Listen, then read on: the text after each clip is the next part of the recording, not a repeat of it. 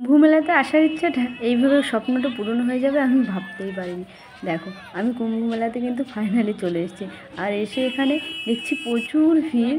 আর এখন তো রাত 11টার মতো বাজে, তাই এতটা ভিড়। দেখো, চারিদিক থেকে লোকজন মেলার মধ্যে প্রবেশ করছে। তো আমরাও চলে এসেছি একদম সঙ্গম ঘাট, এখানেই থাকবো রাত্রে। আর স্নান করে কালকে সকাল সকাল এখান থেকে বেরিয়ে যাবে, এইরকম একটা প্ল্যান নিয়ে চলে এসেছি কুম্ভ মেলাতে। তো প্রথমে তো আসার ইচ্ছা খুবই ছিল, তারপর টিকিটটা ক্যান্সেলও করে দিয়েছিলাম, কারণ 29 তারিখের ঘটনার পর ভীষণ ভয় লেগে গিয়েছিল মনে, তার জন্য ক্যান্সেলও করে দিয়েছিলাম। তারপরেও যে আমার আশা এইভাবে হবে আমি ভাবতেও পারিনি। আর আমি এসেছি 7 তারিখ, এখন 7 তারিখ রাত 11টা বাজে। তো 8 তারিখে আমি স্নান করব, সেই রকম প্ল্যান করে এসেছি।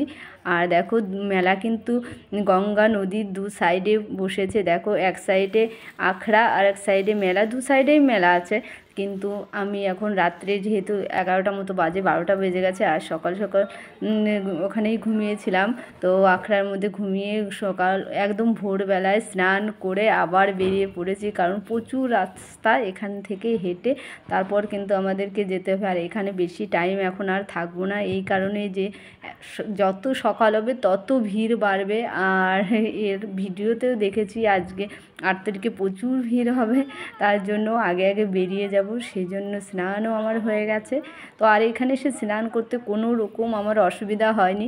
আর যারা মেয়েরা এখানে এসেছে সবাই নিশ্চয়ই জানে যে এখানে জামা কাপড় চেঞ্জ করার অনেক রকম ব্যবস্থা ছিল, আর কোনো রকম অসুবিধা হয়নি। আর আমি সুন্দরভাবে জামা কাপড় চেঞ্জ করে রেডি হয়ে গেছি। এখন দেখো, রৌদ্র উঠে গিয়েছে, একটু সূর্য উঠে গেছে, কি রৌদ্র ওঠেনি, সূর্য উঠছে। তো এখন আমরা হাঁটতে শুরু করে দিয়েছি, কারণ অনেকটা রাস্তা হেঁটে তারপর আমাদের স্টেশনে যেতে হবে। আর এর মধ্যে আমরা যত সাধু বাবার আখড়া আছে সেগুলো, তাদের যে টেন্টগুলো বানিয়েছে সেগুলো ঘুরে ঘুরে দেখে চলে যাব এখান থেকে, মানে বেলা 12টার মধ্যে চলে যাব। তো তার জন্য দেখো বেরিয়েই পড়েছে। আর যত সকাল হচ্ছে তত ভিড় জমছে এখানে। তো আমার স্নান হয়ে গেছে, এটা আমার খুবই ভালো লাগছে, কারণ আমি খুব টেনশানে ছিলাম যে এখানে এসে স্নান করতে পারবো কি না। কারণ আমার এখান থেকে আমার বাড়ির ওখান থেকে অনেকে এসেছিলো, কিন্তু সবাই স্নান করে ফেরত যেতে পারিনি 29 তারিখে। তো আমার ভীষণ টেনশান ছিল যে আমি পারবো কি পারবো না, কিন্তু আমার স্নান হয়ে গেছে, এখন আর আমার কোনো টেনশান নেই। এখন যেখানে খুশি আমি যেতে পারি, এটাই। আর এখন দেখো আমরা বেরিয়ে পড়েছি এই পুলগুলো পার করে, তারপর আমরা ট্রেন স্টেশনে যাব। কিন্তু এখানে আমাকে অনেক কিলোমিটার হাঁটতে হয়েছে, কারণ আমি 18 কিলোমিটার হেঁটে তারপর আর পারছিলাম না। তখন আমি একটা বাইক ভাড়া করেছিলাম, কিন্তু বাইকের রেটটা প্রচুর বেশি নিয়ে নিয়েছিল।